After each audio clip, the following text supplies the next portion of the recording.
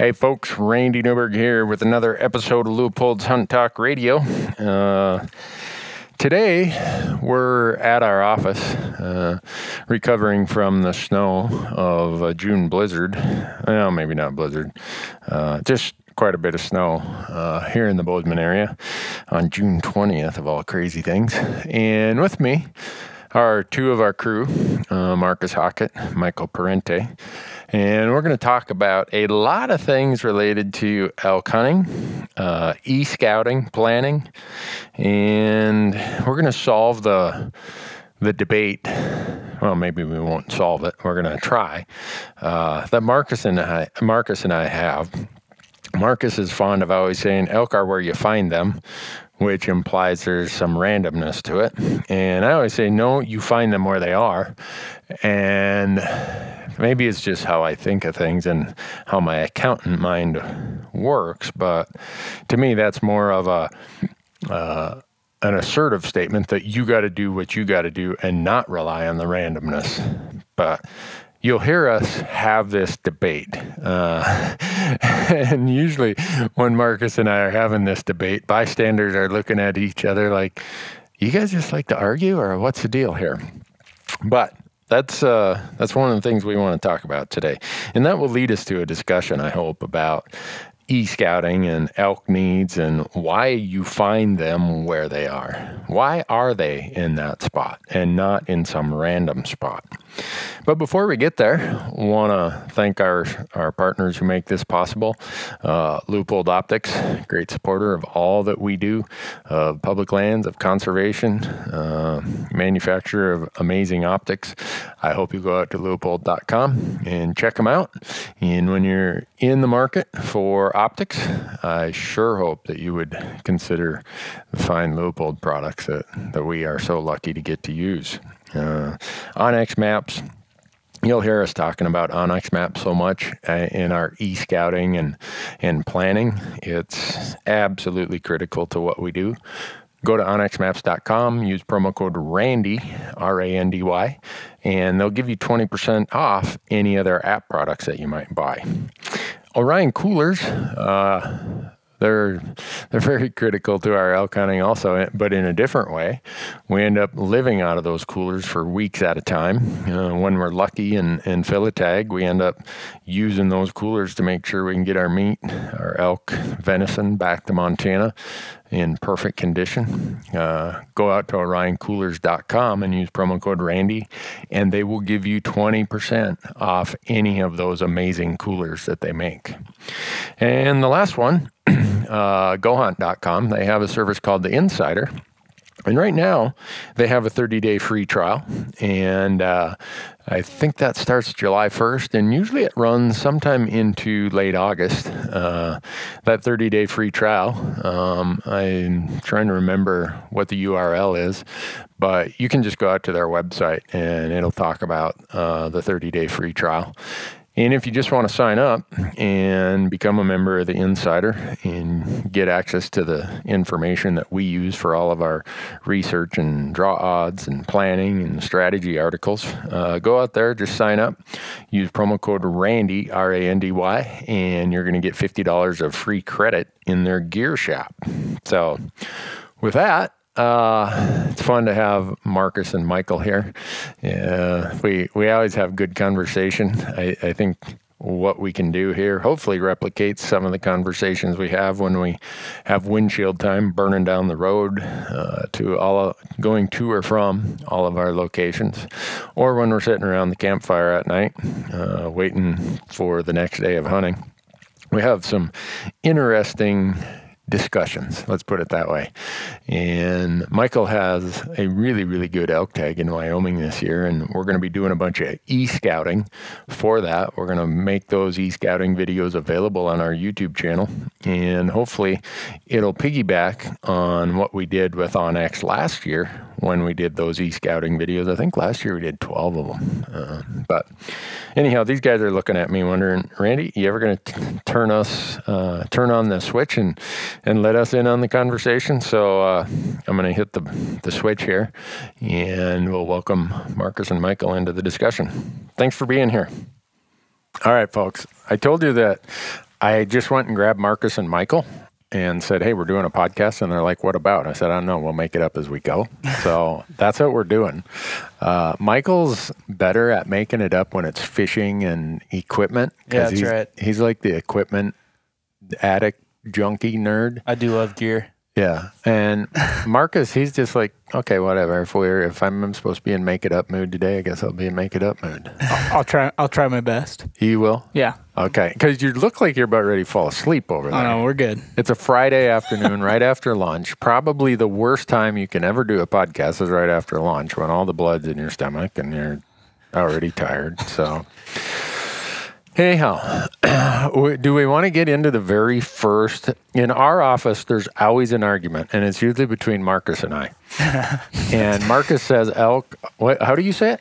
The elk are where you find them. And I say BS. Like every time. I've never not found an elk where it is. There you see. That's it. You're catching on. You find them where they are. It's not elk are where you find them. It's you find them where they are. I feel like it's one and the same. No, when you get old and gray like me, you'll realize that these little words and how they show up in a sentence are like the defining characteristic of where the thought goes. Marcus, look at him. I wish we were videoing this, Michael. He's like, whatever, man. I like the term, though. Yeah, elk the fish are where you find them. Yeah, the elk exactly. are where you find them. Every time. It makes sense to me. No, it doesn't. It makes zero sense. That implies it's completely random. Well, it's not completely random, but they are where they are. There you go. Yeah. They are where they are for a reason. Yeah, sometimes. I think sometimes they're just where they are. No, I don't buy that. I used to think that. How are we going to solve this? Are we going to do like paper, rock, scissors or something? I don't know. Just... So in my mind, I don't know what the listener thinks, but when someone says elk are where you find them, to me, that's kind of like, oh, you just wander around and you'll find them and, whatever. Yeah. I mean, there is some truth to that. The more you wander around, the better the chance that you're going to find something. Imagine if we went out and we have our 5 days, right? We've got 1 day of travel, 5 days of hunting, and 1 day on the end. If the plan was we'll just wander around until we find them. Well, I'm sure if you put a little bit more thought into just wandering, your results would be better. Probably. Yeah. Yeah. And we try to just a little bit more thought. And that's where the more thought goes to you find them where they are. I think the biggest thing I'm trying to get at with this point is that I hear from people all the time, they're like, yeah, I'm in this basin and there's elk sign everywhere. I'm seeing tracks and I'm seeing rubs, but I can't find the elk. I'm like, yeah, because they're not there. Exactly. They're somewhere else. Like they were there, but they're not there anymore. Right. So that gets to the part of where they are. Yeah. You need to be where they are. Yeah. They're not going to be where you are. So that's why I say you find them where they are. I can't tell if we're like getting really deep into conversation or if we're just like rambling randomly. I think Randy's saying they're there for a reason, and you got to find out the reason. But also, there are some times where there's really good elk habitat and it's no pressure, and you're like, they should be elk here, but they're not. Right, but they are where they are. They are where they are. Exactly. But that doesn't mean that you will find. How do you say it? Elk are where you find them. The elk are where you find them. The elk are where you find them. See, I can't even get that out. It makes no sense to me to say it that way. But I don't think I started that. I think it was my buddy Rocky is the one who started that. Really? Where does Rocky live? He's in Washington now, but we grew up in Dillon together. So okay. Yeah, the fish are where you find them. The elk are where you find them. See, every time. So the reason. So here, a little background about why we decided to do this podcast. My wife and I are up walleye fishing by Fort Peck last week, and all we're catching are these slimy snot rocket hammer handle northerns, and I'm like, I wonder where they're at. And I'm using this same theory for walleye fish. Well, walleye fishing is kind of what brought me to my how you find them elk theory. And she said something almost identical to what you did. Was you say, Marcus? She's like, well, they are where they are.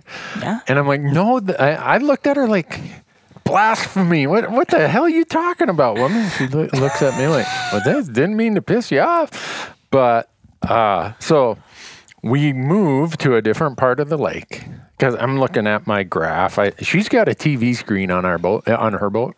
I say ours because I'm the one who has to drive it all the time, but it's her boat that has more colors and definition than my big screen TV that I have at home. My big screen TV at home is like 14 years old, and we paid more for her little TV screen on the boat than we paid for my big screen at home. But anyhow, I'm looking at that and I'm thinking, all right, so we just came off the post-spawn. We're now probably in an early summer walleye period. They should be here, but it's been warmer the last 2 weeks. The water level is dropping. That means they're probably more on their summer pattern than their post-spawn pattern.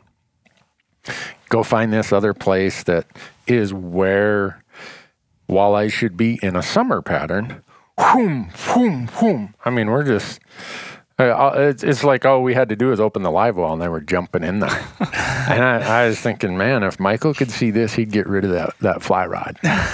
But you say you don't like to eat fish, right? It's not my favorite food, but I was telling Marcus, like, if we were stuck on an island, we just got back from paddle fishing last week. If we were like stuck on an island, I could definitely eat like catfish, and I had some walleye, and it's not my favorite food, but yeah, not my favorite. I'm a big fan. I'm a big fan too. Yeah. So anyhow, point was, the walleyes, they aren't where we found them. We found them where they were. In other words, I don't know how to respond to that. They weren't coming to us because I decided to fish here.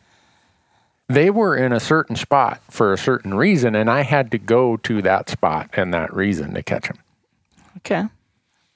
I'm not disagreeing with you. So but I'm trying to give some background about, one, how this podcast topic came up and not get divorced. My wife doesn't listen to the podcast anymore, so I'm going to say it I want. But also, this is how I came to, and you guys probably get tired of me saying it, these 5 calendar periods of elk.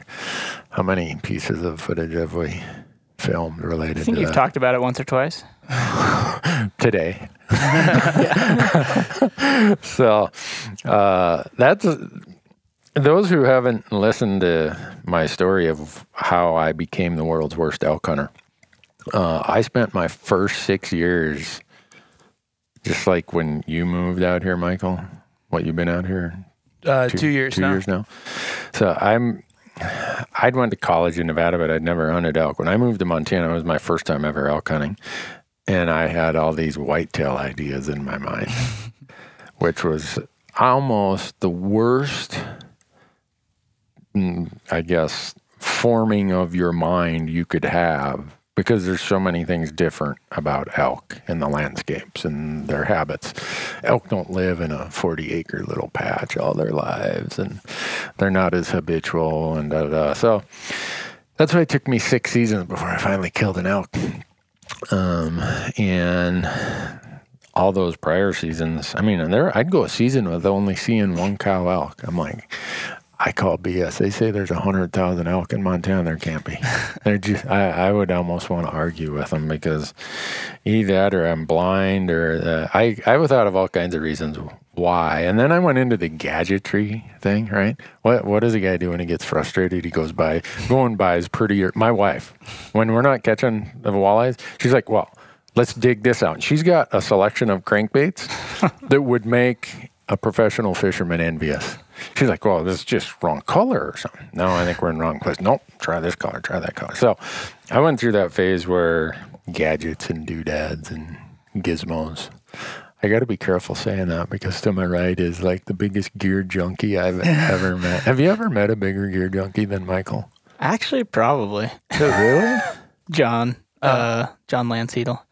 He loves his gear. Oh, really? Uh-oh. Sorry, John. I didn't mean to rat you out like that. Marcus just offered that up.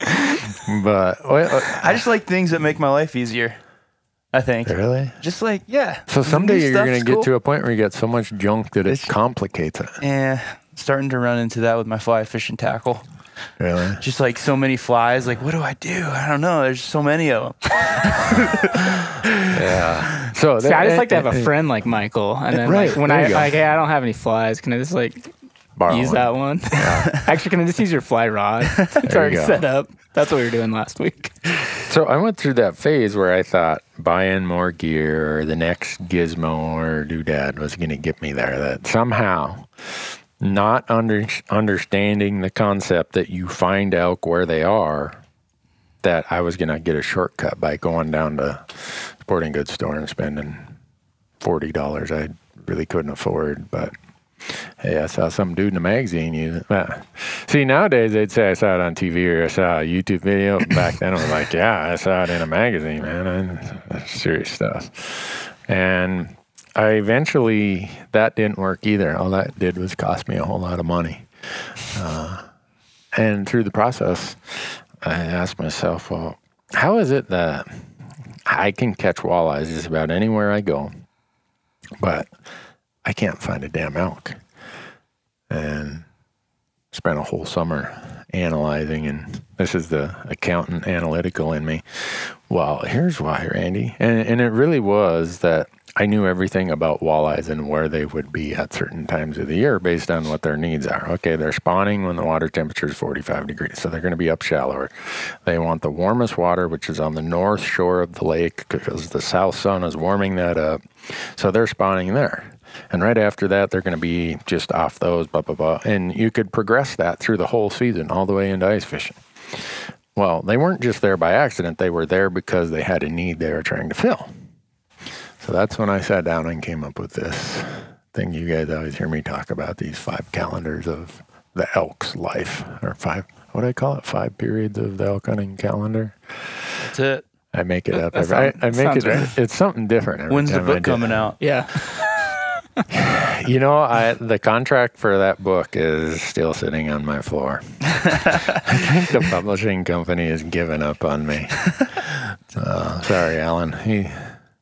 Alan's not even at that publishing company anymore. He's probably, if he does listen to podcasts, he's probably like, well, don't ever count on Newberg to write a book. I'm behind on podcasts. I don't know how I'd ever write a book, but yeah, it comes to those 5 calendar periods that elk look at. And humans, I think we want to make it our calendar instead of their calendar. And we always have early season, pre-rut, peak rut, post-rut, late season. And Michael and I, next Friday, we're going to film that. Yep. So Michael has a Wyoming elk tag. I was very fortunate to draw one. Yes. A good one in theory, right? Yeah. But Michael thinks he wants to kill one with his archery gear. Yeah. You like sure first couple days. I'm thinking second or third day. You think so? I think so. So he's bringing Marcus with to film it because he knows Marcus is the best caller in our office. Yep. Is that why? Yeah, and He he's doesn't. been It successful has in that. nothing to do with friendship. Marcus is just like, man, the dude knows how to call. He's been successful in that pre-rut period too. Right. So season opens September 1st. Yep. So that's when they're transitioning from, on this elk calendar, if you think about it, they're transitioning from early season to peak rut. So it's kind of that pre-rut mix of, that's a pretty short window of time. They go from early season to peak rut, I think, in the course of probably 5 to 7 days. And it's not like all of them show up one day down at the water hole and say, I think it's peak rut today, boys. Let's start bugling. And turn off this pre-rut stuff. So when I do these seminars and presentations, a lot of people think it's that precise, that it's, this date, got to do this date, got to do that. It's this, there's so many. It can like change like per drainage. I feel like you could go like one drainage over and the herd over there is like at a different stage of getting their herd bowl and satellites. It's so weird. It's weird. Yeah. That's why I try to tell people it's not hard and fast. But so you're going to be there September 1st. Yep. I think Marcus and I are going to go we're definitely going to go one day before and do some scouting. Hold on. What's our rule? 5 days? 5 days of hunting. 5 days of hunting. But we always try to get at least one day, right? Oh, one or two. You're going to do one day of scouting? I mean, I'm hoping to. I don't know. We still got to talk about it, but I'm hoping to at least get one day. Like a day and a half, yeah, probably. Like get down on Saturday. Season opens on a Monday. Okay. And then scout Saturday afternoon, evening, scout Sunday, and then have a good plan going in for opening day. Because like you say, everything changes after opening day, right? In Or is that rifle more season. rifle season? Yeah. Okay. In rifle season, I have my opening day plan, and then I have the rest of the season plan. In archery season, I don't. Yeah, it all depends on the area. I mean, I've Yeah. definitely seen areas that get hit hard Yeah. opening day that will change, but yeah. Yeah, not as dramatic as in rifle season. No, definitely. I don't think. So you're going to go down there. We're going to put together a plan. Yeah. You're going to put it together, and I get to be the critic. Yeah. Yep. All right. And there's going to be a YouTube series, folks, on Axe. Last year we did this 12 episodes of It was a e-scouting? lot. Well, they asked us refresh that or kind of give it new context. So we thought, well, here we got Michael. He's 2 years removed from the Midwest. This is really your first. Second year elk hunting, like for myself, but yeah, I mean, it's not like I have a ton of experience like you guys do. So, But it's it'll also your first really Out of state. good out-of-state tag. limited entry. You Yep. got to, Yeah. So you guys are going to go for 5 days in the pre-rut. Great time to kill little bulls. Yeah. Are you? Yeah. Corey Jacobson. Not big ones. Corey Jacobson would argue that no, that's the time to kill the big one. Well, they're yeah, I mean, I guess they're hard to call in, I think. Yeah. Marcus just kills the first one. So Yeah. if the first one that came in was big ones, he would have just said, "Oh no, that's when you kill the big ones." But have you ever passed on an archery season, Marcus? Not really. The only time I ever did is when Kara, my wife, was hopefully going to get a shot, Okay. and then I didn't shoot. Yeah, But that's you, only but happened you a couple tell one times. other story about when you shot. When Well, she I- fumbled and you shot anyhow. Well, she let one get away, and then I didn't let the second one get away about half hour later. Oh, I just want to keep you. I wanted to sort out if those stories, since there was some contradiction there. I just want to see which story we were hearing today. How many times have we heard those stories driving down the road, Michael? Quite a bit. We all tell the same stories over and over. Yeah. It seems like. So, I don't think there's any period in the elk calendar where their behavior changes so dramatically over such a short period of time as the pre-rut. They go from almost a food pattern in the early season, food and water, to those become almost insignificant, and it's just breeding over the course of 5 to 7 days. It's like, whoom. You look at all the other transitions that go from peak rut to post-rut or post-rut to late season, those are way more gradual, and the behaviors and their needs, they move and they shift in priority, but not anywhere near like that week you're hunting. So all your scouting might be for nothing. We'll see. What you find on August 31st for elk is going to be way different than what they're doing on September 5th. Yeah, that's going to be the challenge, I think. But you told me you kill one the second day. I will. I'm hoping to. That first elk that comes out in range is in trouble. Bull elk. What's range? Like 20, 30 yards. Okay. So what we're trying to do is replicate this whole process, the e-scouting and everything, to be as close to what our audience would encounter if they lived in wherever that's, don't have elk out their back door. And they had to pick this, okay, I've got 1 week between family and work. I got to come and make it happen. And so that's what we're trying to replicate. But Well, and it will be a complete replication too, because I've never been down there. I know you have been probably in the area. Marcus may have been in the area at some point, but I've never been there. I've never set foot down there, and quite frankly, don't really have plans of going down there except for the day or two before season. So have you been looking it up on Onyx? Oh yeah. Yeah, I think I have an idea. I think I have an idea of where I want to go, but Every time you walk into the office, Michael's in and he's got his headset on. He's supposedly editing and he can't hear anything because he's got headphones on. You look and he's over there drilling in his Onyx on his big screen. He's just taking screenshots for YouTube videos. Yeah, that's right. yeah, okay. Of the same Editing. place in Wyoming all the time. So we'll continue down that path of your hunt, Michael, and then we'll circle back to some of these other calendar phases about finding them and stuff. But if you don't fill your tag, I don't want to be the downer. Yeah. I'm just saying that the odds, if you're within the bell curve, you've got probably 20% odds of filling your tag on that unit. Yep. So that means, you got an 80% chance you're not going to fill your tag. Yeah. But you got the best caller, Yeah. Marcus. I don't know about the best caller. Okay, you got a great caller in Marcus. You've got the best gear. Yeah, that's right. I'm a pretty good archery shot, I think. Okay, we got all Michael's that. I pretty don't good want to with say the that. bow. Knock on wood. Okay, we got all that. And what else is in your favor? That I get to go back. That's it. It's also a rifle tag. So if Michael doesn't shoot the first elk, like he says, people are going to see this on the YouTube day by day. So now they're going to hear Michael says, I'm shooting the first bull that comes by. I am.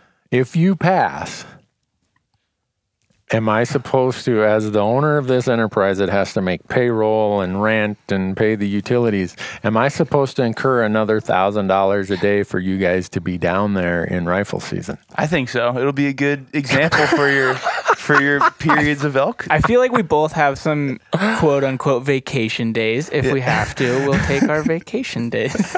What, that doesn't count for gas and film permit fees and no. I think it'll be good content. But no, I think it's really good because some people who have your tag aren't coming out in archery season because Wyoming has that weird system where you can hunt September with a bow. And then when's your rifle season open? I believe it's October 1st. Ooh. I'm Yeah, I pretty think so. sure. I'm Yeah. pretty sure. So you get to where October 1st, that's where the peak rut is starting to transition to post rut, but there's still a lot of rutting activity going on then. That's almost, look at him smile. That's almost not fair. Yeah, it'd be too easy. well, you gotta- I think you should what just would you- self-impose, wait another 10 or 15 days before you go back, because that just doesn't seem fair to be able to hunt them with a rifle on October 1st. Yeah. So we'll see what the schedule where there's an Marcus opening. and I will be in British Columbia. Oh yeah, so that's right. You aren't going to Okay. have the caller with you. Yeah, that's all right. I don't know. We'll figure it out. Michael's I can- pretty I damn can good call. with a bugle. I'd Bugle say, too. like- And cow calls. All Yeah. right. I think I could call one and maybe. You called some in last Definitely year. with, you called in some bulls last year. Yeah. So if you don't fill that tag, you're going to go back and you're going to replicate what a rifle hunter would be doing if they had your tag.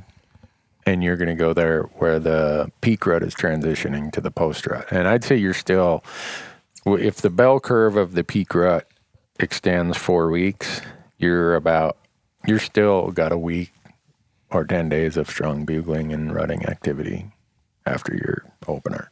Yeah. If you had the tag, would you go down for archery or would you go for, if you said you only have 5 days, I'd go archery. would you?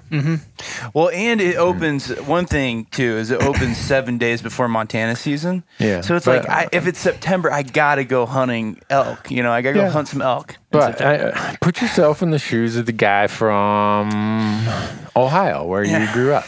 Yeah. He's saying, if I'm driving that far, I want to have something to show for it. Yeah, I would still probably go in archery season. Okay, just cool. being, especially prior to when I came out here, I did thought rifle hunting was, not as cool as archery hunting. Yeah. But now after last year, I love rifle hunting. It's a lot of fun. Yeah. But yeah, I think I probably would still come out at some point in September. Yeah. And try and hunt with my bow. Why did you pick the first week of archery season instead of the middle of the rut? Like I said, I want to go archery hunting when I can't go hunting in Montana. Oh, okay. So if you lived in Ohio and you had you weren't complicated by the Montana opportunity. And I want to get the first crack at them. Like I want to be the first, I want to be out there opening day right at first light. Do you think that's important with the bow? I don't know. Honestly, I just say that. What do you I'm think, not sure. Marcus? Depends on the area. I have no idea. I feel like there's not going to be that many people out there on opening day, but No. I think it's either going to be we're going to be in them and like ready to go, or we're going to be like, I don't know where they're at. they're kind of where they're at, right? They're where you find them. No, are you going to find them where they are? Yeah, that's the The problem is sometimes where you find them is on private land. Yeah. That's true. That is true. But they are there for a reason. That nice green alfalfa. That could be that. It could be the fact that they're not getting shots fired at them or whatever. Yeah. But they are there for a reason. They're not finding us for, oh, I want to be on camera. So let me walk over there. I saw some dudes with some cameras. So you're going to do that. You drew an elk tag too in Wyoming. When's yours? It starts October 1st, but there's like 2 acres of public land. So Okay. that's why I could get it as a second choice and not burn my points. Now, if anyone knows anything about Unit 125 in Wyoming, I'm going to be able to tell you a little bit about it by end of January, because they convert it to a cow tag. I think it's either sex until the end of December, and then or the end of November, one or the other, and then it goes to cow only. But no, there's accessible BLM sections of about 6 or 8 scattered sections out there that you can get to. It's just all checkerboard. Mostly private with a little bit of checkerboard. Checkerboard state. Yeah. So, but Marcus told me when he was antelope hunting one day, he decided to drive out there and there's a 340-inch bull standing on a public section. He wasn't 340, but he's a solid 320 bull. Oh, well, I shoot 320 bulls really. I don't even hesitate with it. Something like that. Yeah. So I have one, Michael, but yeah, I think mine we're going to go down in January and we're going to cow hunt it. Cool. Sweet. Sounds like fun. Good show meat. people, because we get a lot of requests for cow elk hunting, and I think it's great. I love that people are cow elk hunting, and I think we need to make a more concentrated effort to do some of it. Do you think does media like we do, does it create a stigma for people? Oh, I just shot a cow. I would feel terrible if anyone watched our content and left with the impression that, oh, I just shot a cow, or all I shot was a cow. I'm sure it does. I don't know. I mean, I think people get that idea. I've never really cared, though. I've shot plenty of cow elk. Not plenty, but... Well, yeah, I mean... all the hunters that I know would have no problem shooting a cow. Me either. But I do feel like that there are some stigmas, like coming out of the old school TV world, maybe, that... Oh yeah. I'm just out here to shoot the biggest bull. I don't care about like that kind of stuff. But, well, that's why they're still on TV. Yeah. And the people watching them are older and grayer than I am. I can say that. I can pick on old gray people all I want now, because you're one of them. When you get as old and gray as I am, I mean, pretty soon, I'm going to be 55 in November. I'm going to get my AARP membership. We're going to be on the road, and I'm going to ask for the senior citizen discount. And you guys are going to be like, oh, my God. But anyhow, so you got that. You're thinking you're going to beg for 5 days of vacation the first part of October? Probably. We'll see. How are we going to administer that, Marcus? We're going to be gone. Yeah, we'll be gone, so he can do whatever he wants. Yeah. Am I going to have to send my wife down here to check on you and make sure you only took 5 days? I don't know. I'll probably be good. I'm a pretty honest guy. Even when elk are involved? Yeah. No. So assume that you don't get one then. Then what are you going to do? How late does your season run? I think that I don't want to be quoted, but I know that there's a gap there, like for a week or so, and then I can go back from... I think sometime in November, like in November and December. Honestly, it's a long. I mean, see, that's the late season. If I had that tag, I'd be going the first week of December. All those bulls are going to be just stacked up in bachelor groups, kind of like Matthew's hunting last year. That's what it's going to be like. That was ridiculous. You're going to be out there in the winter grounds, and everyone else is going to be out of your hair. And all these bulls are going to be over there just stretching and walking over to the grass. And, oh, man, I'm glad hunting season's over and they're going to be visible. And you don't want to hunt then. No, I'm not saying I don't want to hunt then, but I don't know. I really, one of my goals in life is to kill an archery elk.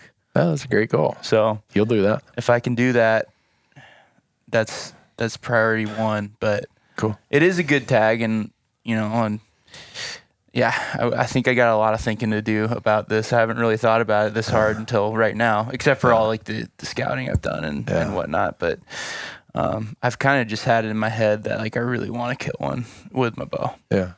I hope you do. Yeah, me too. Yeah. I'm not sure how we're going to handle it if you don't. Yeah. You got any advice for him, Margaret? I was trying to think. Michael and I, when we go on trips together, things usually work out pretty well. Yeah. Right? You better knock on that wood though. I don't think we've ever not been successful, right? Just saying. I mean, all that bear hunting? Well, I consider we never it successful to see a bear when we go out. That's true. But we've never gone out for more than like an afternoon. Oh, okay. Like when we got on a trip. Okay. No, you guys, I have no doubt you'll be just tripping over them. Oh, I hope we see some. I hope we get in range with some. Okay. So That's I sent you that script or that outline Yeah. for the e-scouting series we're going to do. Of those 5 periods, early season, you don't have to worry about that. But there, the priority is food, and more food. So you'd find the best food on the landscape, and that's where you'd look for them in August. But in this pre-rut, when they're going from food to breeding, have you thought through what places you're going to look? Because I would think you want to will find them where they are. Yeah, and I think that where they are going to be, I would think around like cow groups of cows, like and where the cows are would probably be where the best feed is. I would assume. So, I think that's what we're going to try and do is go and at least and during that scouting day is find elk, and hopefully there's groups of cows around them. Yeah. It's just hard not being there before too, because like we said earlier, maybe the best food is some alfalfa field that they've become habituated to. Yeah. But other times there will be alfalfa fields right there, but they still choose to be somewhere else on the natural vegetation. And I guess hopefully if that is the case, we hope that they're like bedding or something on the public. And then we could cut them off. I guess would be like my knee-jerk reaction plan. Yeah. But so one of the things I do when I have a tag in a place I've never been to or not that familiar with is there's a ton of research out there from universities, from state agencies, from federal agencies about what wildlife have as forage. And a lot of those are done because they're analysis related to grazing allotments for domestic grazing. Of how is this competition? Does it create competition and da-da-da? And so, but I think you're exactly right, in my experience anyhow, is that these bulls are going to be near cows and cows are going to be near the best food. So you're kind of hunting a food pattern even in September. Because without any food, to find cows, you got to find food, and you're not going to find any bulls without cows. Right.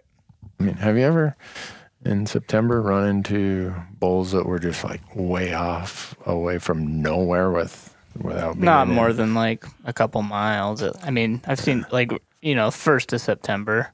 Yeah. Occasionally you'll find bulls mile, 2 miles away, but there's always there's some they're near the cows, relatively. Yeah. You ever seen the Charlie Brown, Lucy comics? I mean, I know who you're talking about when you say Charlie Brown, but okay. So there's a character in there called Pigpen. He's always got the cloud of dirt around him, like he stinks and smells like one of those homeless people I ran into in Portland last week.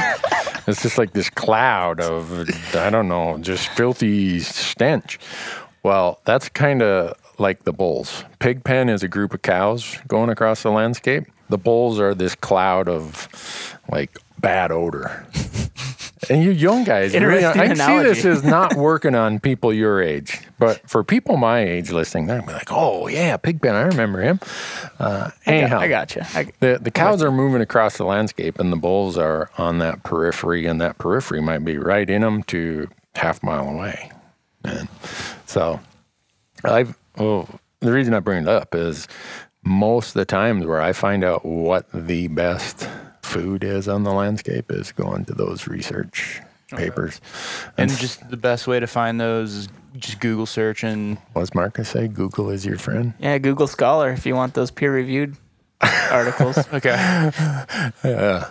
But they're pretty intensive. That's the downside for me is those people, like Marcus has this fish and wildlife degree.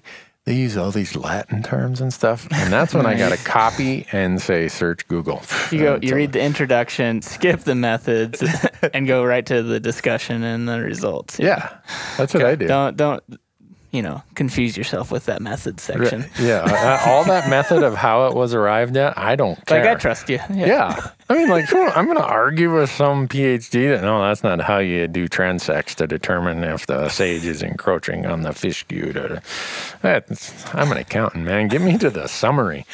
And, but then the other thing, Google image, because sometimes you're out there, you're like, you don't know this gramagrass from fish cute from whatever. You click on images, and I save them.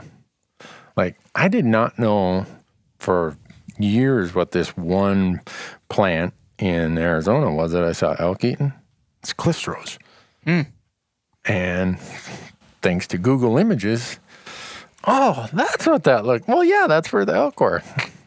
So That's actually a really good piece of advice. I need to do that. Like, I'm always wondering what these There was plants a are really out good there. app. I can't remember the name of it. We used to use it when I did a lot of plant ID work. yeah, It's like I can't remember the name of it, but if you look up plant identification app, I bet there's something. really.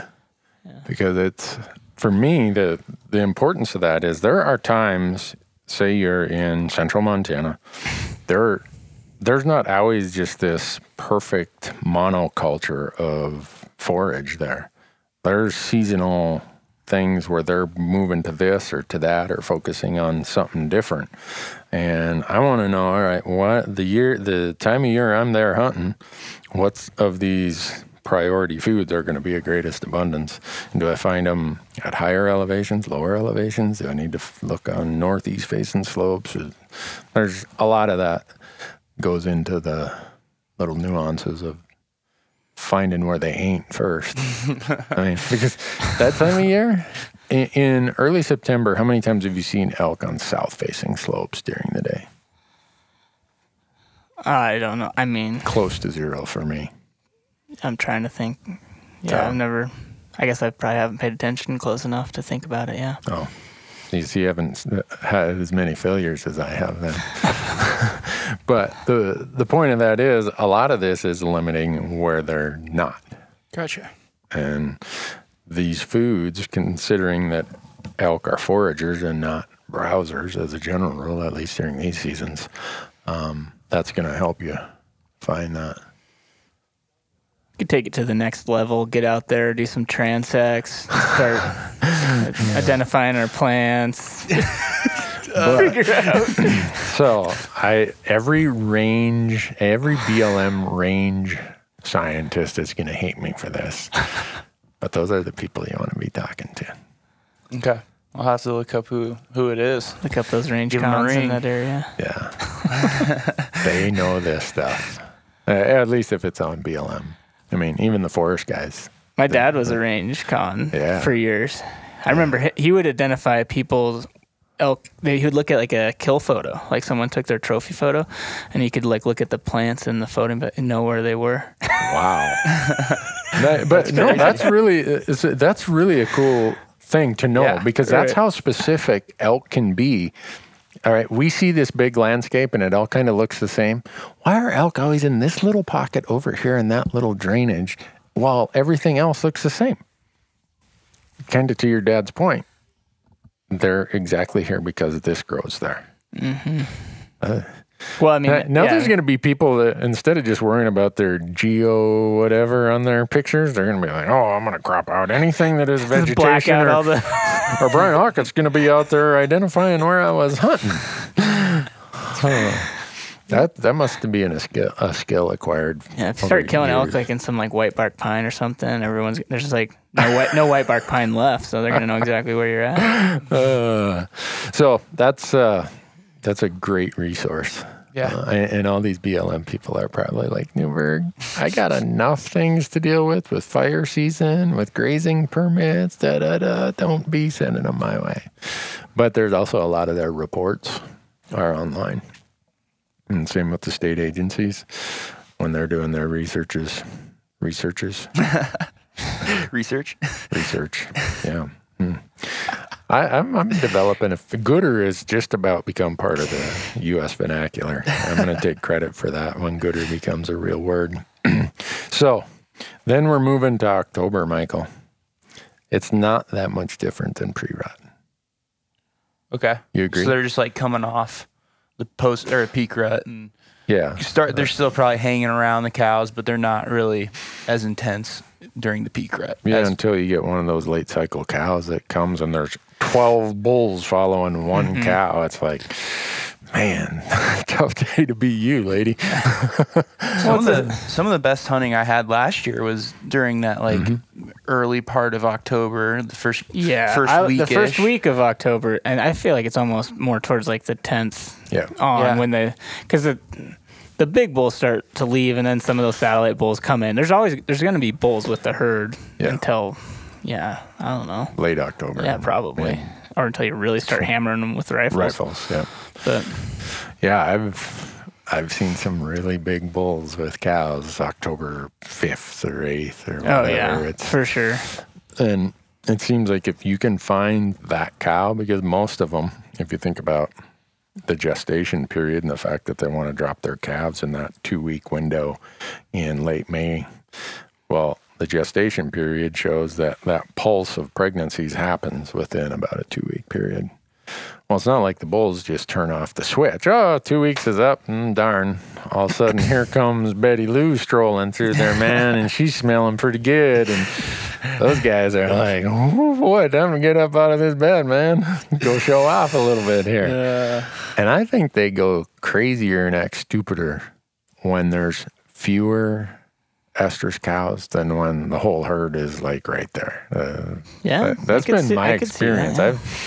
I've seen some pretty old bulls acting really, really stupid in early October. Heck yeah. And you can hunt them with a rifle. Yeah. I know, that's not fair. Don't you feel guilty about that? Not really. I mean, I feel guilty I drew the tag in general because I had really low odds, but I mean. So in Wyoming, here's what Michael did. You had what, 1 point? 1 point. 1 point. Yeah. But Wyoming, 75% of the tags go based on points. And then the other 25% go on random, just anybody who didn't draw on the preference point draw. And you drew one of the 2 or 3 tags in the random part of that. Yeah. You should feel guilty. You should feel guilty because you were a big part of that. Helping me pretty much doing all the research. Yeah. This guy loves drawing tags more than anything. More than hunting. Oh, no. It's just a necessary part of going hunting. No, it's cool that you drew it. Marcus and I put in for the same unit. Yeah. Yep, I just got lucky. Yeah. So that means you're carrying the flag, man. That's good. I'll do my best. So, Michael, all the pressure is on your shoulder because what if you and I sit down and we do a full e-scouting for early season? We do a full e-scouting for this transition from peak rut to post rut. And we do a full e-scouting session for late season and you don't fill this tag. Our entire brand, all that we preach, all that we talk about is going to be looked at as just a bunch of horse hockey. That is the way, that just put a lot of weight on my shoulders. I wasn't feeling it until like just about 5 seconds ago. I mean, we're probably going to lose most of our sponsors if you don't. Oh, man. And that means no paychecks. No paychecks? Oh, man. That means this room is going to be empty and hollow. I'm going to have to rent this. My wife's going to rent this building to someone else when we... Crap. No pressure. Yeah. I wasn't feeling it, like I said, until about 10 seconds ago now. No. So then we go to, if you go in late season, that's like the easiest time to find elk. Yeah. If you can't find elk in late November and December, you probably didn't leave the truck. You just sat down at the coffee shop all morning. That's my theory. A lot of times you don't even have to leave the truck. You just have to use your glass. I know. We found that out in Wyoming last year in the late season. Oh, yeah, for sure there. But even in general units, you just they might be 10 miles away, but you can see them up on those ridges. Right. Yeah. Well, the late season's a little easier, so we'll move on to the next topic. But hopefully listeners are following how we approach this, that we look at the 5 calendar periods, and we know that in each of those 5 calendar periods, there are 4 different needs that change in priority throughout those 5 periods. So food, water, sanctuary, or survival, whatever you want to call it. And then there's the seasonal need of just cows breeding. So every calendar period, one might be a higher priority than the other. Focus on that highest priority. And that is where they are. They are not where you find them. They are where they can satisfy that priority need they have. So you're going to find them where they are satisfying that need. Michael's just over there nodding his head like, I believe it. Sure. Yeah. And Marcus is over there rolling his eyes. So Michael's nodding his head. Marcus is rolling his eyes like, this is so much BS. Why did No, it's true. But I mean, like, no matter what time of year, you can always have the wrench thrown in of pressure, which I mean, I think you talk about with, like, especially in post-rut and late season, sanctuary. Yeah. Right. Yeah. And that's avoiding pressure. Or how using the hunting pressure to your advantage. But even I think in in the archery season, and when they want to be around that best food, it's hard to know what happened like the previous week before you were there, or who knows? There could have been some backpackers in that basin that were, being loud and just pushed everything out. Otherwise, the elk would be there. But it's this. There's always like it's a constant. Like, you might have done your research perfectly, and there could have been elk there, but someone was in there the day before and screwed everything up. So. Yeah. No, I mean, that's like the thing. Like, sometimes they're just, everything is perfect and they should be there. There's no pressure. The food's great. There's great water, whatever, but they're just not there. Yeah. And that's why when we put these plans together, we have plan A, B, C, D, E, F, whatever. And then a lot of people ask, how long do you give each plan? I'm like impatient anymore. I kind of like when I'm walleye fishing. If those fish don't bite within 15 minutes, hell with them. They're carp, and I'm on to the next spot. Same with elk. Other than sometimes our filming forces me to stay there longer. Like some of our late rifle hunts, like that one with Jerry. Yeah, so, and the fact that we saw a huge bull in that. Yeah, in that area. So many people are like, why would you sit on the same rock for 5 days in a row? Well, if you saw what we saw, and we did see a bull every day, yeah, right? we did see bulls in there every day. It was just... didn't always work out. Yeah, it just didn't work out. But to your point, Marcus, it's a funny story now, but at the time it was borderline tragic. Greg Bush, a friend of mine, draws a Unit 1 Arizona archery tag. And Greg is an excellent hunter and just shot so many fine animals with his bow. He's like, would you come down and film it? Yeah. So we show up. Greg's been there scouting for 5 days. And right on the White Mountain Reservation, he's got pictures of just these massive bulls coming off the reservation into Unit 1 on the Forest Service. And he's like, whew, when season opens on Saturday, this isn't even going to be fair. Friday afternoon, unknown to us, whatever that county is over there, anyhow, the Springerville Eager Chamber of Commerce has an ATV jamboree that starts that Saturday. Perfect. Yeah. So we go out there opening morning, and it's like, wah, wah, there are headlights on every hill, every trail. I'm like, Greg, I think you just got the green weenie here, man. This is... So, like you said, everything was perfect. The scouting, the advanced research. Greg's all excited. And opening morning, it's the ATV jamboree. In fact, I took a picture of it. And I'm like, posted it out on our Hunt Talk forum. Here you go. This is what happens when you have the best plan you've ever heard of. Someone starts an ATV jamboree right where you've done your scouting. Yeah, that's brutal. Yeah. You want to hear a more brutal story about that hunt? Sir. As camera guys? So back in the day, the Canon XH-A1 or whatever it was had standard def and high def. Yeah. No. And I'm not going to there were 2 camera guys with me from my prior production company. I'm not going to throw the one under the bus. But one of the 2 had his camera in standard and didn't know it. And we left there and went to Colorado to film a bighorn sheep hunt. And on the first day, we swapped out one of the other camera guys. And he looks over to this. He's like, "Why are you shooting on SD?" And the guy's like, "Huh?" He came to me the next day. He's like, "I got to apologize. I shot the whole last hunt on standard def." And the network wouldn't take it. Oh, man. Brutal. That's not good. Yeah. That's brutal to spend. I mean, that we were with Greg for I don't know how long. We imposed on him. He was so patient. The day after we leave, he shoots a bull. I think it netted 347. Something like that. Oh, just man. Dandy. Once he didn't have us dragging along and scaring everything away, he got the job done right away. And I think the ATV jamboree was over by then. So that's hilarious. So that's a little side detail to how our life gets complicated by so much of this stuff. Our new cameras, you can't put them on SD, can you? You can't put them on SD, but it would be like you could. You could? Oh, yeah. They go down to like real low resolution if you want them to. Oh. But I didn't even know we could do that. Let Just leave it on 4K. Let it be said right here, if anyone goes down to low resolution that Amazon won't take, there's probably an unemployment situation associated with that.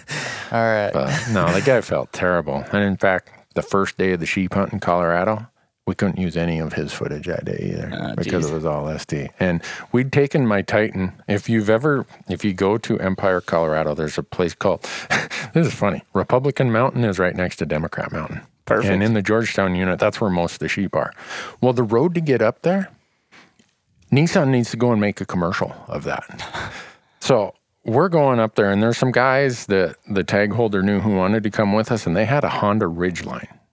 Is that what their old pickup version? Yeah. Okay. Yeah, I think so. So we're going up there, and my Titan is loaded to the gills, and it's so sketchy. I'm like, this truck is with all this weight. I'm taking my seatbelt off. I'm like, man, I'm gonna bail if this thing goes. And all of a sudden, the guys behind us in the Ridgeline are clicking their lights. What kind of lame-o thing is this? They didn't know it at the time, but the Ridgeline, if you are at too steep of an angle, the transmission has a sensor in it that you could run the transmission dry, and it stops right in the middle of a steep hill. And it's a truck. Yeah, and they can't go. Quote, truck. Yeah. And I was skeptical of that cruddy little thing when they first showed up with it. I'm like, whatever, okay. And I think they carried a 6-pack of beer is all they had in it or something. I got everything else in my truck. Well, what little they did have, we backed down the hill, pull off on a wide spot, unload their truck, and they're like, well, we'll just let it cool. And even after they let it cool, it was still parked on this steep grade. It wouldn't go. So they had to get it turned around, and somehow they got it back down the hill. So I had to shuttle all this stuff in my truck. And it would have made the world's greatest Nissan commercial, except that camera filming all of this was on SD. Oh, man. When I tell a lot of people that I drove my truck up there fully, I mean, like, you've seen how we load it. Mm-hmm. This was a long bed. It was like, So, anyhow, I don't know what that has to do with elk hunting, but... How did we get there? It was the standard definition camera. Oh, from an elk hunt, yeah. So whatever you do, don't shoot in SD. Yeah. And make sure you have a plan when the ATV jamboree comes into town. So what's the other myths that everyone has about elk hunting? Moon phases. I was out last night. It's full moon phase right now. Was it last night or the night before? We have to hunt through moon phases. It doesn't really matter to us. And I cannot see any change in our success for deer or for elk based on moon phase. Yeah, I mean, I think you can make it an self-fulfilling prophecy if you just are focused on that. I just don't try to pay attention to it. Yeah. No, for people who don't listen to our content or watch our content and just listen, we have a kind of a priority of what we blame things on. I think a lot of hunters blame it on moon and then weather and first wolves. Yeah. It's always wolves. Yeah. Yeah. So our priority and what we do is if something goes wrong, the first person to get blamed is the camera guy. Whether he's at fault or not, he was nearby and he should have intervened and not allowed that situation to happen. So I tell our guest hunters, if something goes south, just blame Marcus or Michael or Dan or whatever, or Tyler. It's good. They know it. Second is wolves. Right? We live in Montana. If you're hunting where there are wolves, the default reply, the default scapegoat for elk hunters are wolves. Yeah. Kind of that's how it is. Sense. You go down to a coffee shop or a bar, it's wolves. I mean, dang wolf! All I saw was wolf tracks. Went out elk hunting. All I saw was wolf tracks. And then, this comes from my family. So I've got some uncles that are they're out there. They'll let you, whether you want their opinion or not, you're going to get it. And they blame everything on Obamacare. So the third level of fault, if there's not a camera guy around and you're hunting someplace where there aren't wolves, well, then it's just that damn Obamacare. But the reason I tell that story is I think moon phase could almost be number 4. Blame it on the moon phase. Doesn't Bob Seger have a song, Blame It on the Moon? I have no idea. Yeah, don't listen to Bob Seger. I would need to Google that. Sorry. I knew that's probably pretty disappointing. We have 2 younger guys here watching also, and they're looking at me like, I don't know. I don't know. So there's 5 of us in the room, and I'm the only one who knows who Bob Seger is. What's his most famous song? Oh, there's all kinds of Bob Seger and the Silver Bullet Band. Have you ever seen the Chevy commercial, Like a Rock? Probably. I've seen a lot of Chevy commercials. No, that's Bob Seger. It's Shame on the Moon. Oh, I Googled it. So. Yeah, Shame on the Moon. There you go. I had Blame It on the Moon in my mind. All right. See, Marcus Googled it. So anyhow, Blame It on the Moon is kind of the next thing. Do you think there's any validity to it? I don't know. I mean, I think I can see potentially the elk are more active a little bit later, but I don't think it makes that much of a difference. If it's good, it's good. And if it's bad, it's bad. Yeah. My theory is that when you can see that full moon, it's usually clear, no cloud cover, and it's hotter than hell usually in September when it's clear like that. Mm-hmm. And it's a function more of the temperature that, if you're a 800-pound bull, you already got some of your winter coat on. You don't want to be running around in that heat when you can run around at night. And that's my theory. When people tell me moon phase, and Corey's probably going to come here and thump me because Corey's a pretty big believer in moon phase. And whenever someone asks us the question, I'm like, well, who wants to take it? Because we know we're going to have a divergence of opinion there. It's such a thing that it's on the Garmin GPS, like the standard screen. It's like hunt and fish, and you click it, and it's like going to tell you if it's a good or bad day. Yeah. It's like based on the moon. Yeah. So that's big into fishermen think the same thing, and same with like pressure, like barometric pressure. Oh yeah, I believe in barometric pressure. Moon phase, I think, is just BS. I don't know about the fishing thing. I have zero idea on that one. There's a guy who he comes to my house to get water for the leeches. He only lives 3 miles away. His well water kills his leeches. Supposedly mine doesn't. I don't know what the deal is. But Bruce is a fanatic about fishing in moon phases. Oh, I'm not going to go. The moon phase isn't good. Yeah. Like, well, I'm going. Do you know if it's a full moon, he just thinks they're feeding way heavier at night? I'm not sure. I think it's so much horse crap. I haven't even asked if it's full moon, new moon, quarter moon, whatever. Huh. Yeah, I don't know. You realize how much hate mail we're going to get over this? That's fine. That's good. We can talk about it. All these people's opinions. Yes, this last 10 minutes you've heard is strictly opinion. There is no fact to support it, no fact to debunk it. It's merely opinion. I just think people love to make excuses not to go hunting. And I think that's one of the biggest things is if you just spend a ton of time outside, that's going to increase your chances of success, regardless of moon phase or if there's a bunch of wolves or whatever it is. If you're not outside, you're definitely not going to kill an elk. Yeah. So here's the analogy I use is the guy who only wants to hunt in some supposed perfect moon phase is like the guy who only goes and shoots his bow or his rifle when there's no wind and no humidity. Exactly 20 yards, 30 yards. Yeah. And then when he gets out there, he can't make that 250-yard rifle shot because he doesn't have a perfect rest and there's a little bit of wind and it's a downhill angle. Or he can't make that 25-yard archery shot because, I had to lean a little bit. Well, to me, that's kind of like saying, I'm not going elk hunting because the conditions aren't perfect.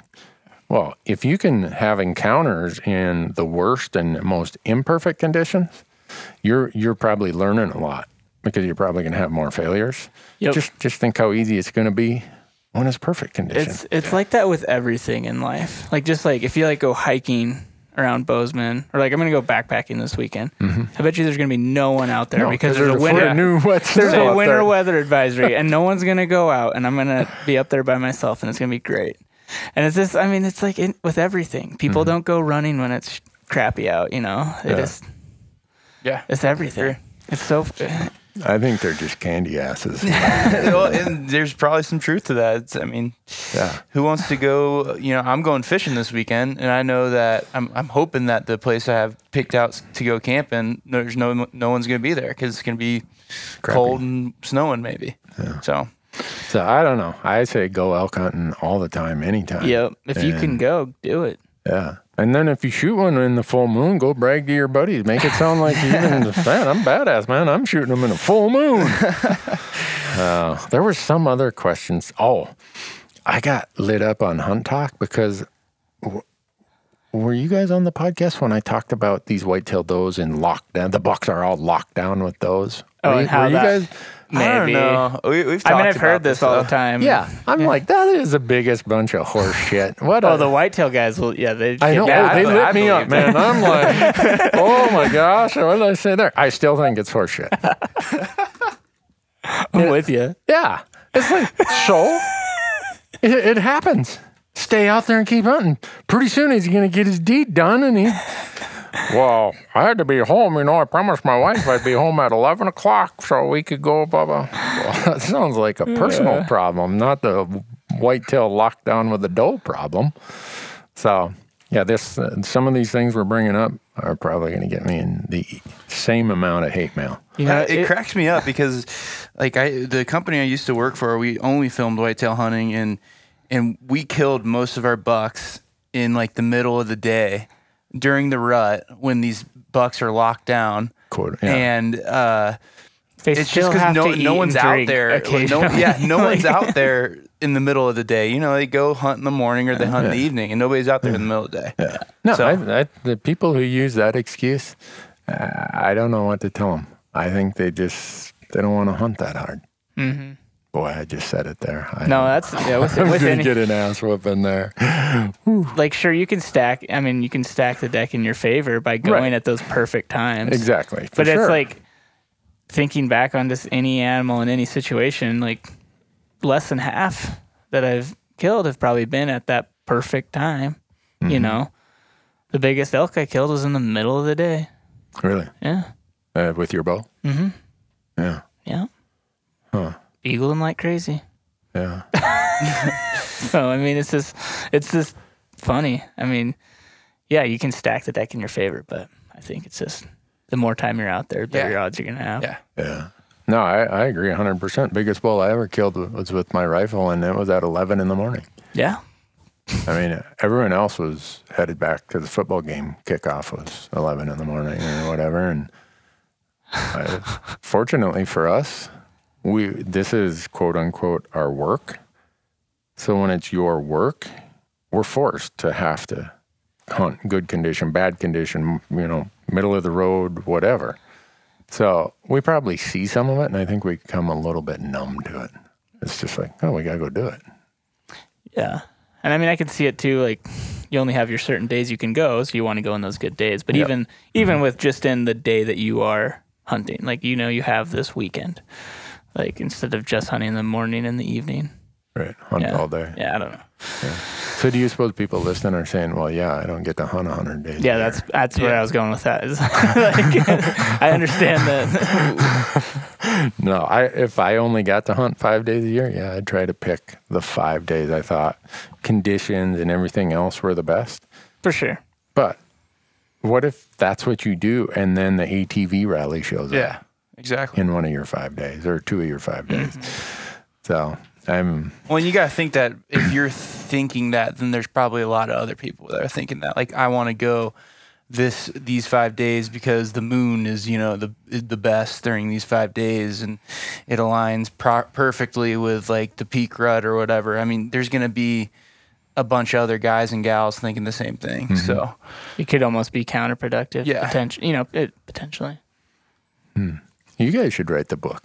Why do I have a contract to write a book? You guys, I think we need. like, my biggest new theory that I'm a big proponent of is hunting close to roads. No, because so many people are starting to hunt further away from roads in some places I'm that they glad you push brought the that elk up. back towards the roads, and no one likes to hunt like right next to the road. My goal is to shoot a city elk. There's a couple of them out by my house. There's about 40 of them. Go shooting on a state section in the field. city limits. Yeah. But I'm glad you brought that up, Marcus, because in our post-rut and late season preachings, if you want, however you want to call it, what we talk about is sanctuary mode. Mm-hmm. The number of people who come to me and say, yeah, it was peak rut, and I went so far back in there, I was way up in the wilderness area, there weren't any elk there. Yeah, you walk by all of them. Yeah. Because in the peak rut, they don't really care. They're going to be where the cows are, and the cows are where the best food is. So I think people get this mindset of just way back for the sake of saying, I'm way back here. Right.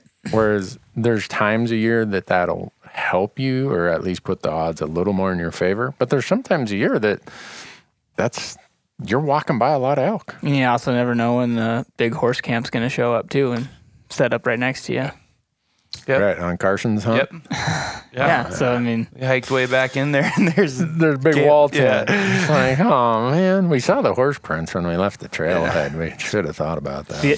the other part of that too is if you like a lot of people who do like hiking, they look at a map and they see, oh man, that place is loaded with roads, and so they don't go there, and only the ATV crowd's hunting that area, Yeah. and so you only have to hike quarter mile away from the road and you're away from everybody. Right, because the hikers are all back in the don't wanna roadless go country. There, and the ATV guys are Exactly. bugling from their Yamaha. yeah.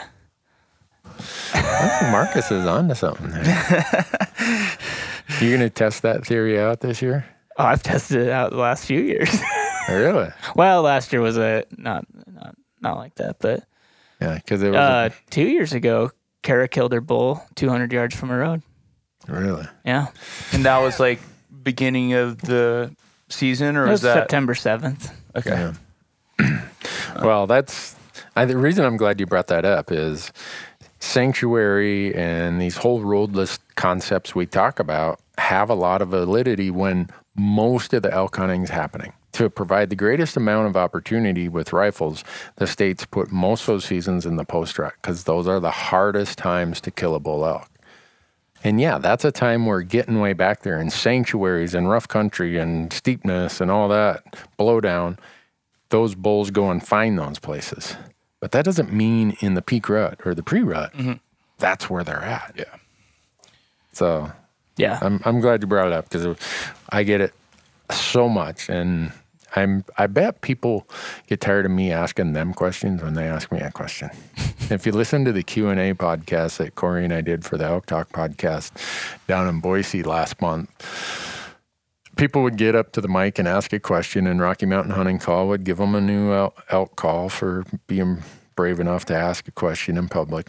And Gerber would give them a free knife, and then Corey and I would grill them with a whole list of other questions. Like, okay, what time of year? Okay, where at? Public, private. And I'm sure they're like, wait, I just came here to get an answer, man. I didn't want to get grilled that way. But that's kind of how I approach this, is asking a lot more questions of how much information or what information is there to help you make this decision, and don't necessarily go to the default that I absolutely have to be 8 miles back. Right. We're going to call it the Marcus Hawkins. What do you call it? Reverse pressure theory? Wait, did you have a name for it? Yeah, we were talking about it last year. I can't remember. Yeah, it was something like reverse something theory. The anti-Randy Newberg theory. Wait, you're a contrarian. Let me guess. When the world's investing in stocks, you're investing in bonds. I have no Or you're idea. just in cash. I don't put that much thought into my investing. Marcus is into hunting. He's not into investing. I finally have a retirement account, so I did invest in something. I think it was a mutual fund. That sounds like that's what it was. Yeah. Okay. Cool. So we're good. All right. What other myths are out there that we could visit with or talk about? Or come on, Michael. Everybody's looking at me. Yeah, It's like, I've only elk hunted for 1 year. No, really. but you ask more questions than anybody I've ever hunted with, which is great. So now you're on the mic. You don't have any questions to ask. I don't really.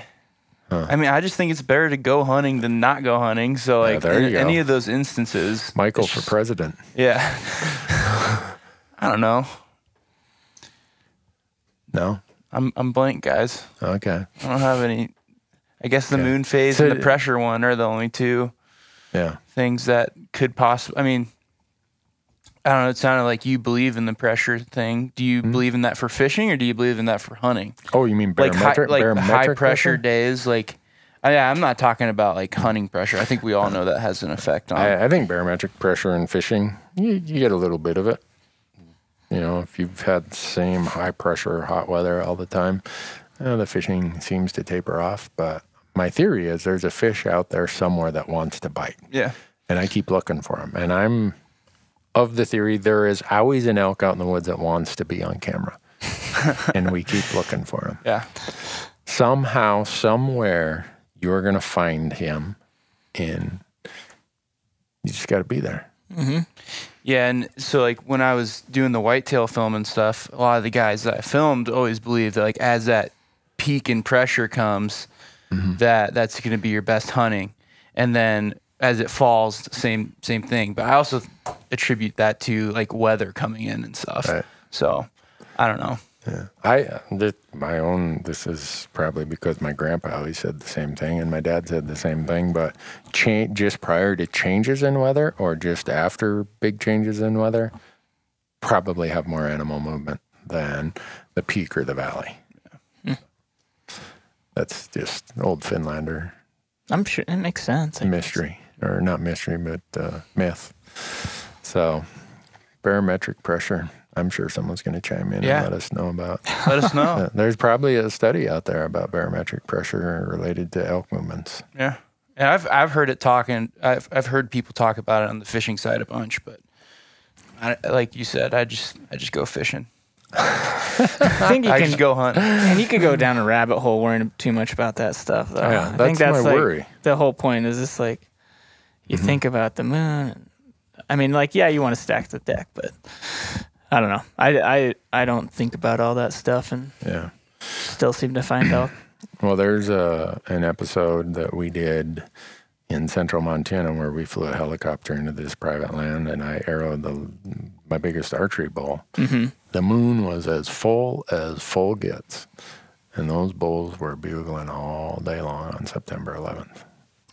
Okay, I was about to say I was going to play devil's advocate. I'm like, well, you shot the bull right at last light. I did. I did right But at if they were last light. bugling in the middle of the day. All day, but they're in Yeah. private. It's like, get over here, buddy. But nothing we could do about it. But you could glass them, and they were laying in their beds bugling in the heat of the day. They just went to the most shaded place. And the small bulls would come through and they'd do their bugling. But if they got too close, the big old boy, he'd lean back and just really let it go. And it was fun to watch. Yeah. And in fact, Troy, the camera guy, and I on that hunt, we were remarking so much for no activity in a full moon.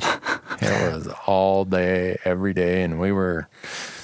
Back in those days, I probably was a little more tied into the myths of moon phase. And I remember Troy and I talking about, oh boy, we picked a terrible time. It's going to be a full moon.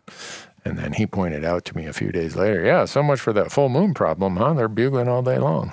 So, I don't know. Yeah, I think, and if a bunch of the cows are hot right then, they're going to be going nuts regardless. Yeah. I mean, Yeah. they're expending so much energy, all all day, every day during Right. that period. So It almost implies that cows don't go into heat if there's a full moon. yeah, that's I mean, in my mind, when people tell me that, I'm like, really? So we're going to have this 1 week window in the spring where no calves are born. Because, sorry, had a full moon at the wrong time last September, so none of the cows went into heat. When you put it in that context, that sounds pretty far out there, yeah, for sure. at least in my mind. In your whitetail world, was the moon phase a big issue? Well, I found that a lot of whitetail hunters like to blame a lot of things on a lot of different things. But yeah, yeah. I mean, there's guys who talked about it, but I mean, when I started hunting, I was in my 20s or earlier. I'm still in my 20s, but I was, like 20 exactly, and I just really didn't even think about that stuff. Yeah. Like I just didn't even think about it at all. So I know guys do blame it on that stuff, but like we've said already, I think it's a load of crap. But yeah, I definitely think guys blame it on that stuff. Yeah. So, Marcus, if you were given your choice, and it doesn't matter what unit in the country for elk, what dates would you go hunting?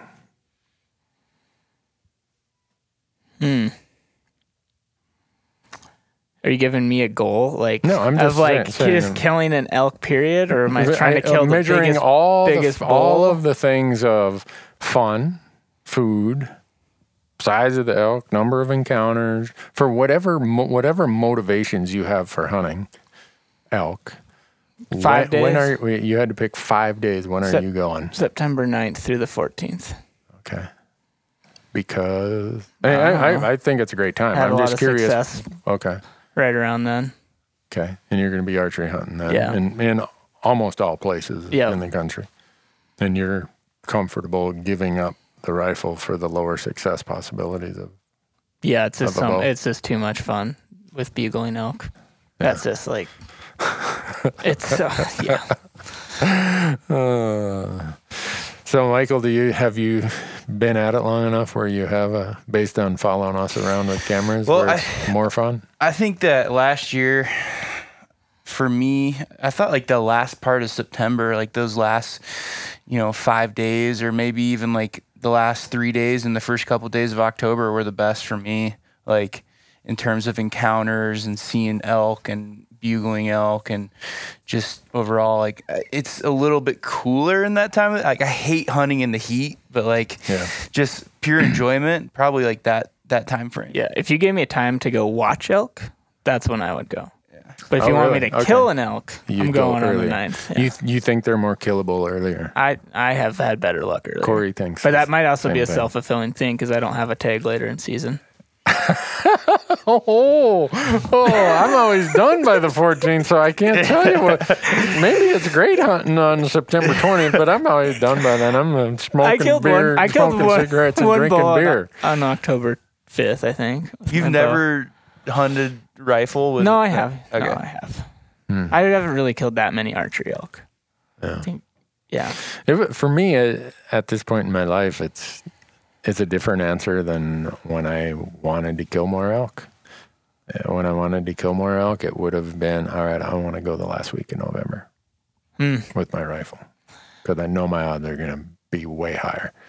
And I know the temperatures and the snow is going to be miserable, and there are going to be fewer people out there because of that. Yeah, I kind of want to hunt that period in Montana some year, but I can't hold on to my tag that long. Because for sure, if I don't get it in rifle season, then it's like the first week of rifle I try. Or if I don't get it in archery season, then it's that first week in rifle I try to fill that tag. Yeah.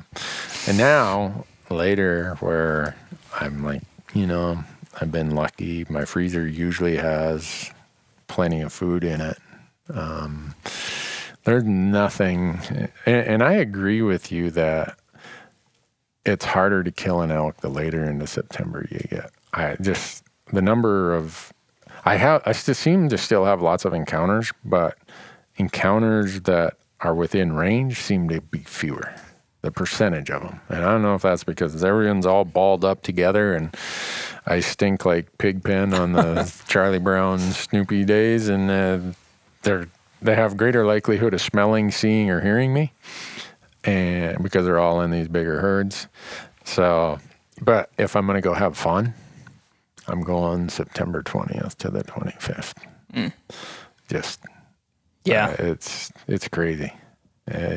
You're going to hit the absolute peak of it. And you may not get one, but you're going to hear some bugling and Oh yeah. Yeah, and the grouse are still. Except in Wyoming that one year. What day was that? I know it was 90-some degrees though. No.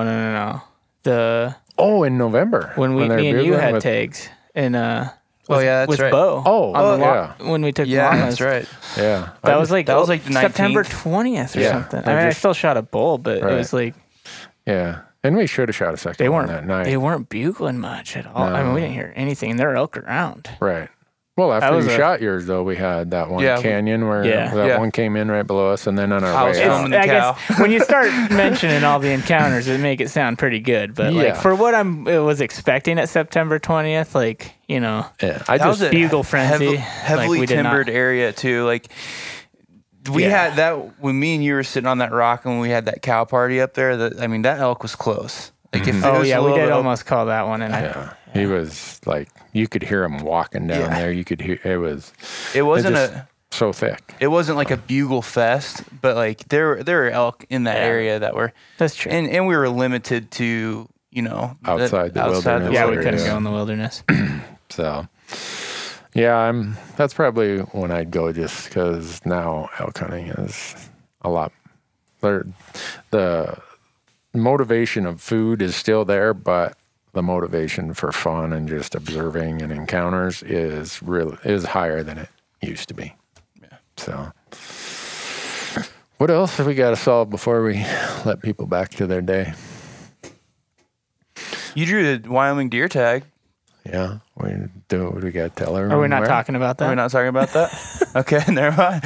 No, we can talk about it. So I burned my maximum Wyoming deer points to draw a deer tag finally in Wyoming. And here's my worry. Last night I'm upstairs in the Randy room and I pull out my drawer and there's an Arizona strip tag unpunched in there. There's a Kaibab mule deer tag unpunched in there. And I'm like, this took maximum points. Is there going to be a Wyoming? All I can think of is that song that we have yet to commission somebody to write. Glory tags? Glory tags. Yeah. We were in the Kaibab in Arizona driving around singing Bruce Springsteen's Glory Days with glory tags. And we had the whole lyrics laid out. Yeah, we did not write that down. We really should. We'll have to come up with that again. We'll come up with it on this Wyoming hunt, probably. Yeah. So, it's kind of weird. Our second choice for pronghorn last year was 100%. We put in as a party. Yeah. And we put in for a little bit harder unit as our first choice, but I thought, maybe we'll get our second choice because it was 100% last year. We didn't draw that. Nope, no pronghorn. And my deer odds last year were 20, like low 20%. This year they were only 10 or 11%, and I drew. Clean living. Get lucky sometimes. Clean living. And then, the Utah put out what the odds were for bison, or for all their tags this year. Oh, yeah. And that archery bison tag I drew last year. Yeah. All these guys jumped in with gobs of points, and they didn't issue, because in Utah, if they issue two tags, one goes to the highest point holder and one goes to the, just a regular bonus point draw. Okay. They only issued one non-resident tag this year. So all those guys with tons of points who thought they were in the running, somebody with 4 points drew it in the bonus point draw instead of the high point draw. So, yeah. And everyone's complaining about Wyoming. I don't know if these are tongue-in-cheek or serious, but they're like, Newberg, you ruined Wyoming. Like, really? Yeah. Well, you ruined most of the hunting out west, actually, yeah. That's rumor has it. Between telling everybody, as bad of a hunter as I am, as low success rates as I have, I can't believe anybody listens to what I say or where I go or what I do. But it is funny to read that stuff, but pronghorn hunting is a ton of fun, and they taste good, and Wyoming has a lot of them. So I go there and do it whenever I can, and if it looks like I'm having fun, I'm sorry. I'm really bummed. Yeah, that's why I we was- didn't draw that antelope tag this year, because Randy Newberg ruined it. Yeah, I was really Everybody looking forward. Thanks, probably Randy. I was really looking forward to Everybody doing that. applied there, and then Dang.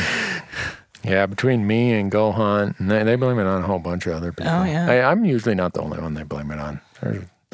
And I say that because there's some jokes out on our Hunt Talk forum today, because Wyoming results came out yesterday. Ooh, did Idaho? I don't know. I was going to say I might have a Idaho elk tag by the end of this podcast. But When does it come out? I think the Idaho guys are BSing us. I don't think it's coming out today. I think so this year I completely punted on the moose. After I don't know how many years, about every fifth year I get frustrated with Idaho moose and I go back to deer, elk, and antelope. And this was one of those years. yeah, in theory, because those would have the best odds for moose, moose. sheep, and goat, right? Yeah, because you can only do one of them. Right. You can do moose or goat or sheep. But if you do one of those three, you can't do deer, elk, and antelope. So,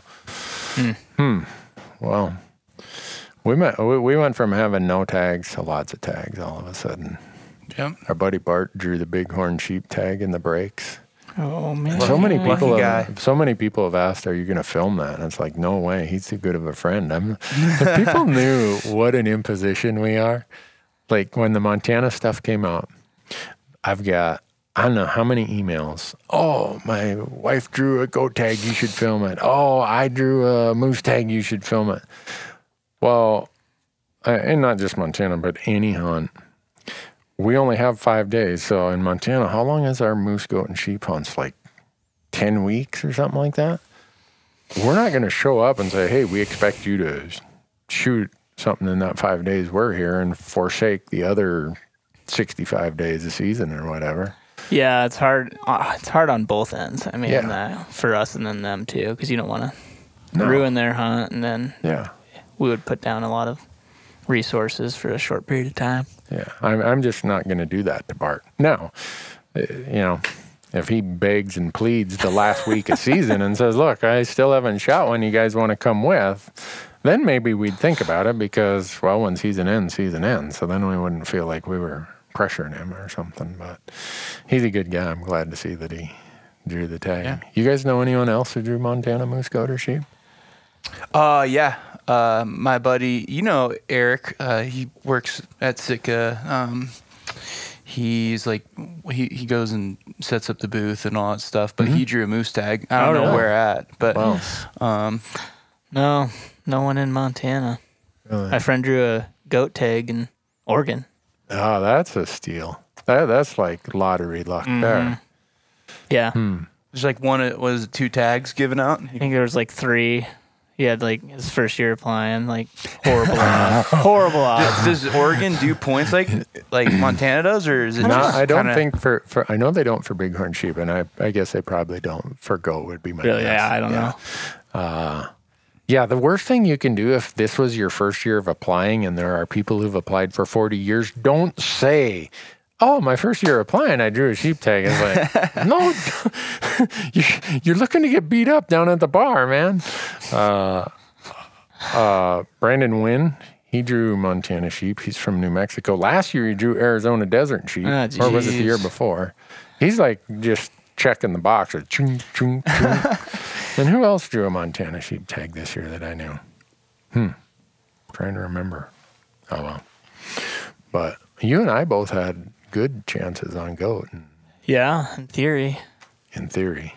Yeah. I think I'm close to 1 in 5 odds drawing a goat tag. Huh. You know what'll happen? We'll both draw in the same year. We won't have room on the calendar.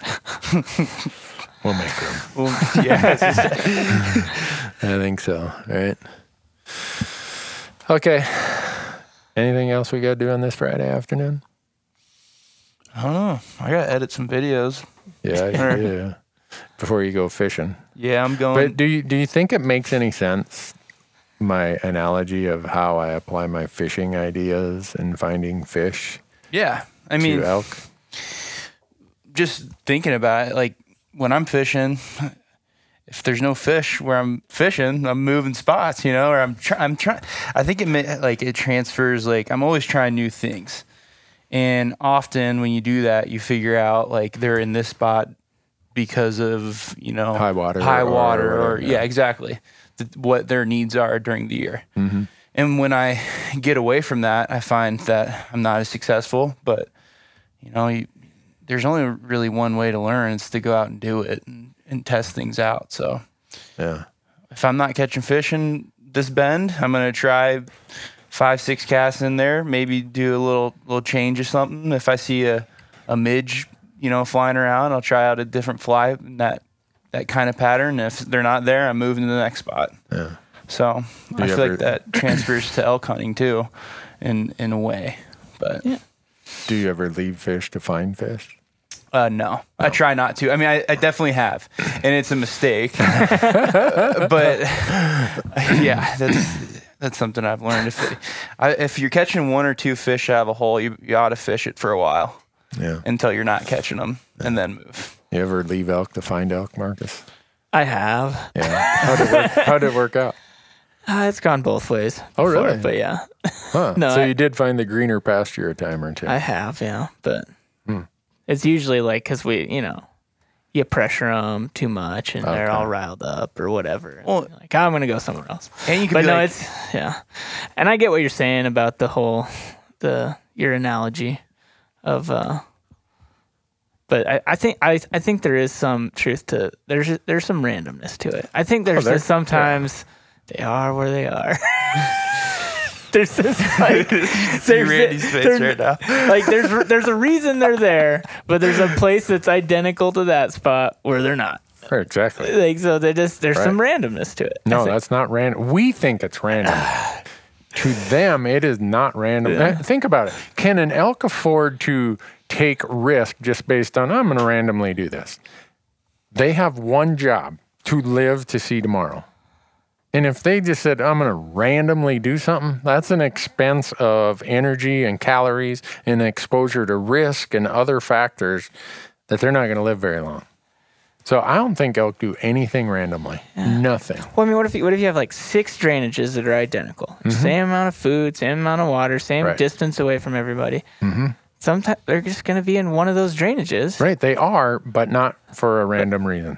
They are in that drainage 2 versus 1, 3, 4, 5, or 6, because there's something in the wind patterns, in the steepness, in the approaches, in the whatever to drainage 2 that is not random. That's my theory. But then they might be in. What if they're in drainage 2 one day, and then the next day they're in 3, and the next day they're there's something about 3, the conditions and factors. Because all of those are equally good, and there's something in the factors and the conditions that cause them to be where they are. The only thing random about hunting is what people are doing. That's my theory. An animal that decides they're going to randomly behave is never going to make it past its first year. I don't think. There's too many things that want to kill it. Hunters, predators, disease, winter, starvation. Marcus isn't convinced. Look at him.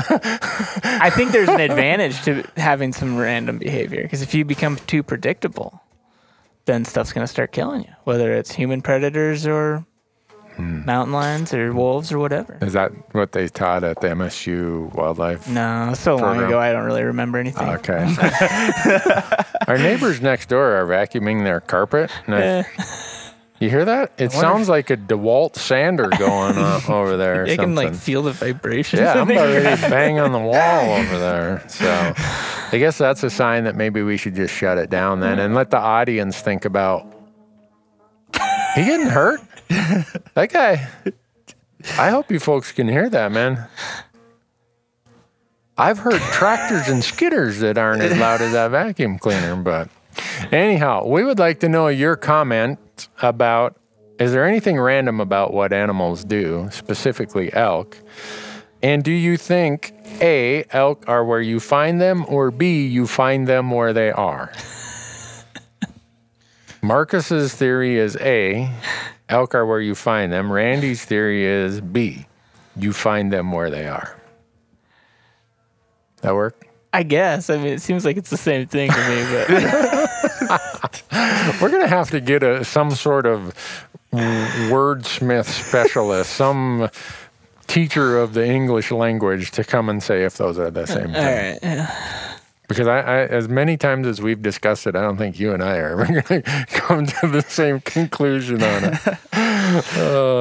Well, thanks for listening, folks. Hope you all drew a tag. If you didn't, sometime in the next few podcasts, we're going to talk about all these leftover options, over-the-counter options, return tag options. And this is when people really get mad.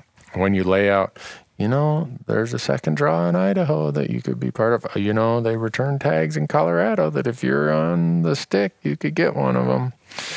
That's when these people really blame me for ruining Western hunting. I can see it, yeah. Yeah.